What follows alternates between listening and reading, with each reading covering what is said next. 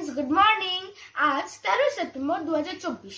আমি এখন বলবো আজকের দিনের কয়েকটি ঐতিহাসিক গুরুত্বপূর্ণ খবর। 63 দিন অনশনের পর 1929 সালে আজ বিপ্লবী যতীন দাস লাহোর কারাগারে মৃত্যুবরণ করে।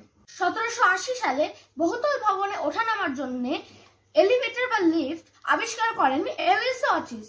1847 সালে আমেরিকা মেক্সিকো যুদ্ধে মেক্সিকোকে দখল করেন যুক্তরাষ্ট্র। বিশিষ্ট বাঙালি কবি ও সুরকার রজনীকান্ত সেন 1910 সালে আজকের দিনে মারা যান। 1922 সালে লিবিয়ার আজিজিয়ায় সবচেয়ে উচ্চতম তাপমাত্রা 136 ডিগ্রি ফারেনহাইট রেকর্ড হয়। 2050 সালে ক্রুসেড যুদ্ধের ধারাবাহিকতায় খ্রিস্টান ও মুসলমানদের মধ্যে ঐতিহাসিক মানসুরিয়ার যুদ্ধ সংঘটিত হয়েছিল। 1943 সালে আজকের দিনে জেনারেল চিয়াং কাই শেক চীনা প্রজাতন্ত্রের রাষ্ট্রপতি পুনর্নির্বাচিত হন। আজকের দিনে 1969 সালে অস্ট্রেলিয়ার ক্রিকেটার শেন ওয়ার্ন এবং 1989 সালে জার্মান ফুটবলার টমাস মুলার জন্মগ্রহণ করেন। 2000 সালে তুরস্কে ভূমিকম্পে 108 জনের মৃত্যু হয়।